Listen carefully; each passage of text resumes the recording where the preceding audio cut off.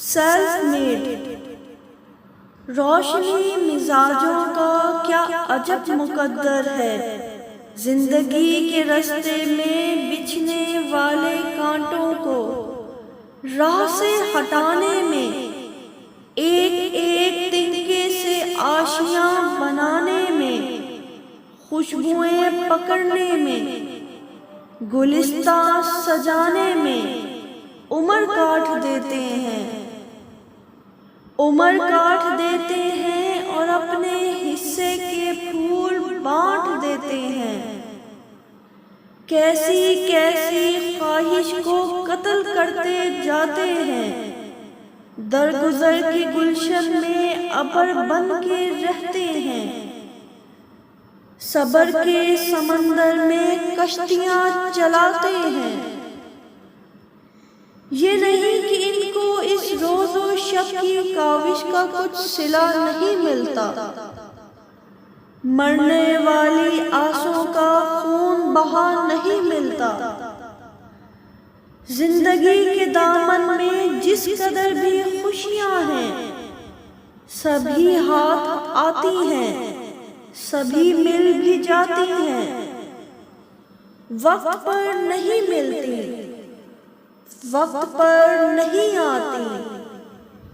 یعنی ان کو محنت کا اجر مل تو جاتا ہے، لیکن اس طرح جیسے قرض کی رقم کوئی قسط پر ہو جائے، اصل جو عبارت ہو پست نوشت ہو جائے۔ فصل گل کے آخر میں پھول ان کے کھلتے ہیں، ان کے صحن میں سورج دیر سے نکلتے ہیں۔ چلو پھر ڈھونڈ لائیں، چلو پھر ڈھونڈ لائیں ہم اسی معصوم بچپن کو، انہی معصوم خوشیوں کو، انہی رنگین لمحوں کو، جہاں غم کا پتہ نہ تھا، جہاں دکھ کی سمجھ نہ تھی، جہاں بس مسکراہٹ تھی، بہاریں ہی بہاریں تھیں۔ کہ جب ساون برستا تھا تو اس کاغذ کی کشتی کو بنانا اور ڈبو دینا بہت اچھا سا لگتا تھا، اور اس دنیا کا ہر چہرہ بہت سچا سا لگتا تھا۔ چلو پھر ڈھونڈ لائیں ہم اسی معصوم بچپن کو۔ لبوں پر پھول کھلتے ہیں کسی کے نام سے پہلے، دلوں کے دیپ جلتے ہیں چراغ شام سے پہلے۔ کبھی منظر بدلنے پر بھی قصہ چل نہیں پاتا، کہانی ختم ہوتی ہے کبھی انجام سے پہلے۔